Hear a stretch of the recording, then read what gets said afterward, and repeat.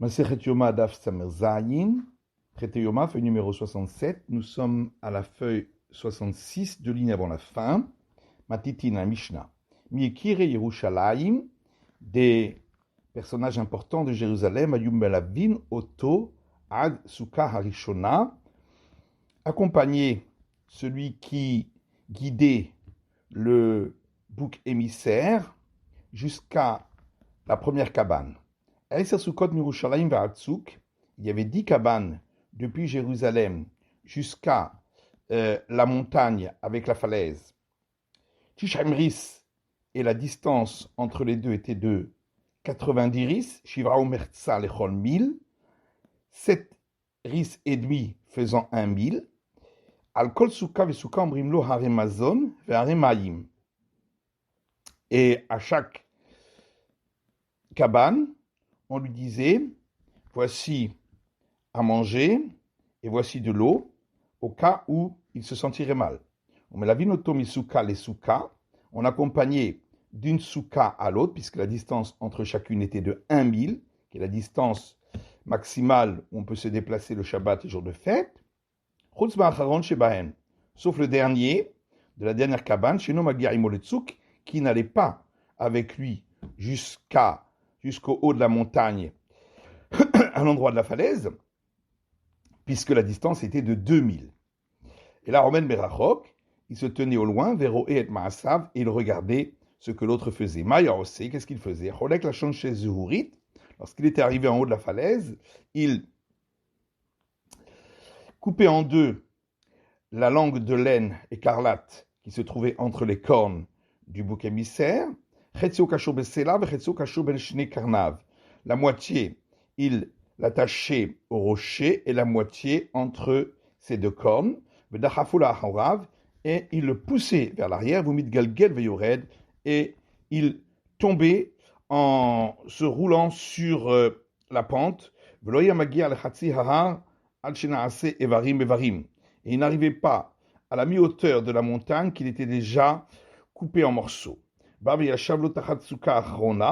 Puis celui qui l'avait amené jusque-là, retourné à la dernière cabane, jusqu'à ce qu'il fasse nuit. À partir de quel endroit ces vêtements sont-ils impurs? Dès qu'il était sorti à l'extérieur des murailles de Jérusalem. Rabbi Shimon dit, à partir du moment où il l'avait jeté du haut de la falaise. Tanou Rabanan, Gemara. Tanou Rabanan, nos sages ont enseigné dans une braïta.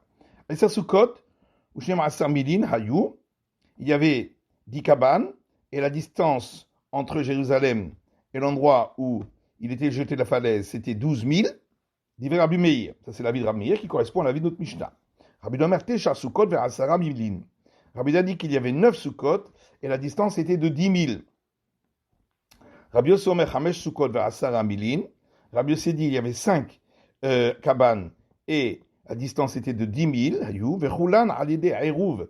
Et il l'accompagnait chaque fois grâce au fait qu'ils avaient posé un Airouv au bout d'un mille, ce qui leur permettait de marcher 2000. Amar Rabbi Yossé, donc, qui avait donc dit cette opinion, a dit, Sahli el-Azar Beni, mon fils El-Azar m'a dit en riant, Im al-Yedeh Airouv, si il fallait qu'il mette un Airouv pour pouvoir se déplacer avec lui, dans ce cas-là, j'aurais pu le faire même avec 2 cabanes, faire Asara Milin, et une distance de 10 000, puisque celui d'une cabane pouvait l'accompagner sur 2000 et celui de la cabane suivante pouvait l'accompagner sur les 2000 suivants et ainsi une distance de 4000 entre chaque cabane.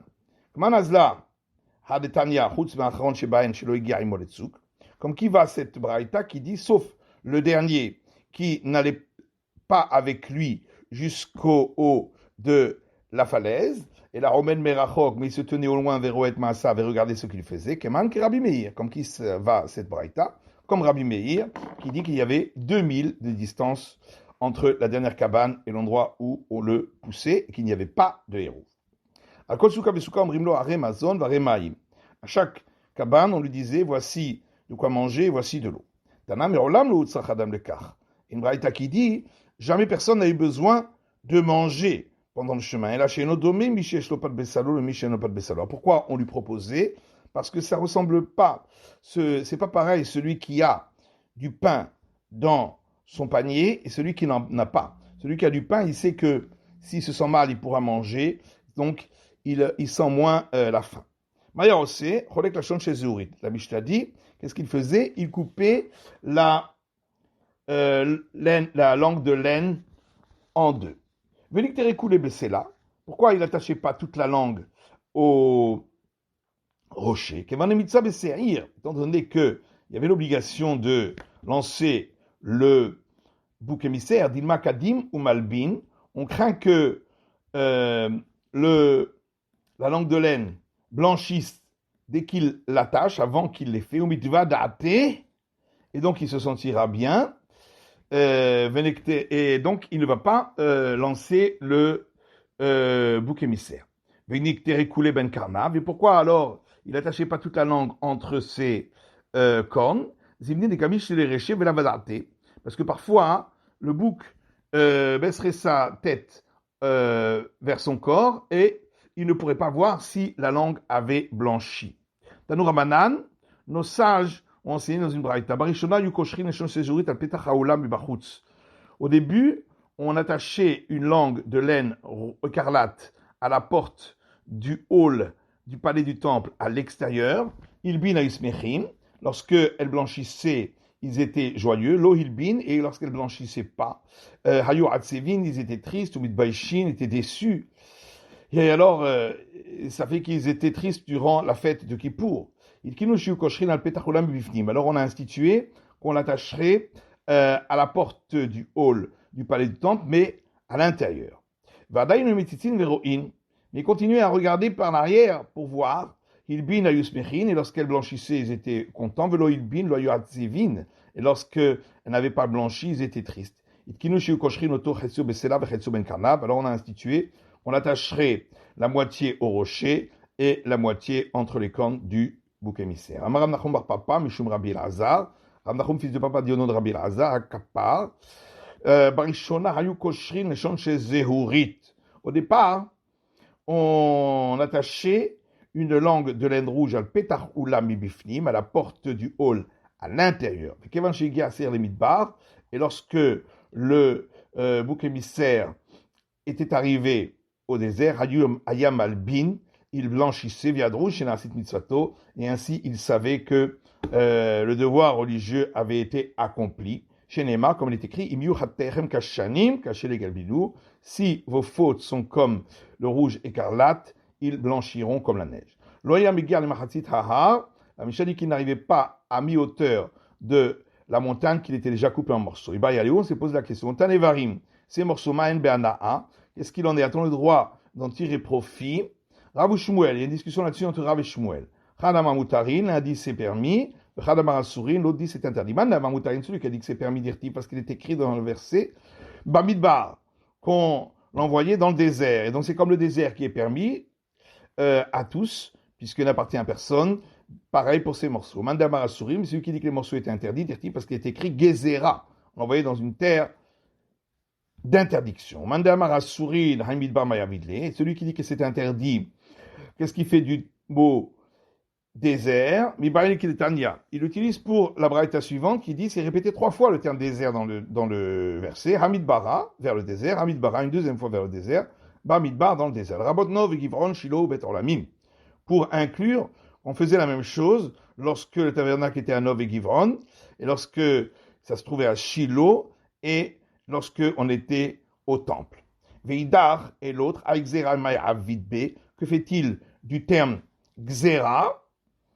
Il l'utilise pour la braïta qui dit Gezera, en Gezera et la Hatucha. Le terme Gezera veut dire couper, pour apprendre qu'il fallait le mettre, il fallait l'amener en haut d'une falaise. Davar Acher, en Gezera et la Davar Amit Gazer Veyored. Autre explication, le mot Gezera veut dire quelque chose qui se coupe en morceaux, et donc en tombant, et il s'agit donc du bouc émissaire qui était projeté de la falaise. Davar Acher, autre explication, Gezera, le terme Gezera, chez Matoma, Maase Tohuhu, de peur que tu dises que c'était un acte vain. Talmud Lomar, c'est pourquoi le verset dit Ani Hashem, je suis l'Éternel, Ani Hashem Gazarti. C'est moi l'Éternel qui ai fait ce décret, cette xéra. Tu n'as pas le droit de le remettre en question. Amarama Mistava Kemandama Mutarin. Rav a dit qu'il est plus logique comme celui qui dit que les morceaux sont permis. Lo Amra Torah Shlach la Takala, car la Torah n'a pas demandé d'envoyer le bouc émissaire pour qu'il devienne une embûche pour celui qui trouverait les morceaux et qui les utiliserait alors qu'il ne sait pas que ça provient du bouc émissaire. Tanou Rabbanan, nos sages ont enseigné Azazel. Pourquoi ça s'appelait Azazel? Chez Az veut cacher. Az veut dire dur et El veut dire fort. Donc, c'est un endroit très dur, très fort, très escarpé. Yachol Beyishu, j'aurais pu croire que cet endroit se trouvait dans des régions habitées. Tamulobam Amidbar, c'est pourquoi le verset dit dans le désert. Omnaïn Shebetsuk, d'où sait-on qu'il s'agit d'une falaise? Tamuloma Xera. Pourquoi le verset dit Xera qui veut dire couper? Tanya Idar, autre explication, Azazel caché chez Beharim. Le terme Azazel veut dire une montagne très dure, très escarpée. Vechanu Omer, comme il est dit, va être Ele Haaretz Lakar, les hommes forts de la terre, il a pris. Tana, Debe Rabbi Shmael, il y a une braïta de la maison d'études de Rabbi Shmael qui dit Azazel, le mot Azazel, pourquoi chez Mechaper al Maaser Uza ve Azael? Parce que le bouc émissaire vient apporter l'expiation sur les actes qui auraient été faits, comme ceux de Uza et Azael, qui étaient deux anges qui étaient descendus sur terre et avaient fauté avec des filles de la terre. Tanou Rabbanan, nos sages ont enseigné, c'est écrit dans Lévitique, et Mishpatai Ta'asu, mais règle, vous accomplirez. Dvarim shilmale nirtevu dinhu shikatevu. Il s'agit des règles que même si elles n'avaient pas été écrites dans la Torah, c'était logique que ces règles-là soient écrites. Veluhen, c'est-à-dire Avodat Kochavim, l'interdiction de l'idolâtrie, Giloy Arayot et des relations interdites, Ushfirut Damim, et du meurtre, Gezel et du vol, Birkat Hashem et du blasphème. Et Trokotai Tishmeru, le verset continue en disant mes décrets vous garderez. Dvarim Shasatan Meshiv Alehen, s'agit de lois que l'homme ne comprend pas et sur lesquelles le Satan cherche des arguments pour empêcher l'homme de les accomplir. Veluhen, il s'agit Achilat Razir, de l'interdiction de manger du cochon, le Vishat Shatnez, et de porter des vêtements de mélange de laine et de lin, Vechalitzat Yevama, déchaussement de la belle-sœur, déchaussement par la belle-sœur, Vetaharat Metzora, et la purification des lois des règles de la purification du lépreux, ou Saïr Amishtaleach, et celles concernant le bouc émissaire. Shema Toma Maaseh Tohuem, de peur que tu dises, ce sont des actes vains. C'est pourquoi le verset dit Ani Hashem, je suis l'Éternel, Ani Hashem Chakaktiv, c'est moi l'Éternel qui ai donné ces décrets, tu n'as pas le droit de les remettre en question. Et maintenant, Begadim, la Mishnah dit à partir de quel moment ses vêtements devenaient impurs. La Mishnah Begadim, alors une braïta qui dit celui qui conduit le bouc émissaire, ses vêtements sont impurs. Mais celui qui accompagne, celui qui guide le bouc émissaire, lui, ses vêtements ne sont pas impurs. J'aurais pu croire que dès qu'il est sorti de la muraille du parvis du temple, ses vêtements sont impurs. Talmud Lomar, c'est pourquoi le verset dit Hameshaleach, celui qui l'envoie. Si c'était écrit celui qui l'envoie, j'aurais dit seulement lorsqu'il est arrivé en haut de la falaise. Talmud Lomar, c'est pourquoi le verset dit Vehameshaleach, et celui qui l'envoie, pour inclure Haketsad. Donc, comment va-t-on accomplir ce verset? Dès qu'il est sorti de la muraille de Jérusalem, ses vêtements sont impurs. D'ivré Rabbi Yehuda, c'est la vie de Rabbi Yehuda. Rabbi Yossé Omer, Rabbi Yossé dit Azazel vekibes. C'est marqué arrivé au Azazel et il trempera ses vêtements. Achigi al-Tzouk, c'est seulement lorsqu'il est arrivé en haut de la falaise que ses vêtements sont impurs. Rabbi Shimon Omer, et Rabbi Shimon dit celui qui a envoyé le bouc émissaire au Azazel, ses vêtements, il devra les tremper. Au moment où il le lance en poussant sa tête, c'est à ce moment-là que ses vêtements deviennent impurs. Matitin, Mishnah suivante. Balo etzel par Vesaïr an Israfin. Après avoir terminé de remettre le bouc émissaire entre les mains de celui qui allait le conduire au Azazel, le grand prêtre s'en allait vers le taureau, le corps du taureau et du bouc qui avait été abattu rituellement et qu'on devait brûler à l'extérieur de Jérusalem. Kérahan, il ouvrait leur ventre, Véhotzi et Timoréen, il sortait les graisses et les parties qui devaient être brûlées sur l'autel, Tanan Bemegis, et il les mettait dans une bassine, Veiktiran, et il les brûlait sur l'autel, Al-Gaber Misber, sur l'autel. Kérahan Bemaklerot, puis il entrelaçait les corps de ces bêtes sur des barres, Véhotzi en Ebet Asrefa, et il les sortait et on les sortait pour les amener à l'endroit où on allait les brûler. À partir de quel moment ceux qui transportaient ces corps, leurs vêtements devenaient impurs, dès qu'ils étaient sortis de la muraille du parvis du temple. Rabbi Shimon dit à partir du moment où le feu avait pris sur la majorité du corps. Veiktiran, crois-tu vraiment que de suite le grand prêtre allait consumer ces morceaux sur l'autel, comme c'est écrit dans la Mishnah, et la Ema lehaktiran. Pourtant, il devait les consumer beaucoup plus tard. Donc ici, il faut dire pour les consumer seulement, al-Gaber Misbéa sur l'autel. Donc la Mishnah disait qu'on les entrelaçait sur des barres. Amar Rabbi Yochanan kemin klia. Rabbi Yochanan dit comme une tresse, donc entrelacée. C'est la fin de l'étude du Daf Samer Zayin de la feuille numéro 67.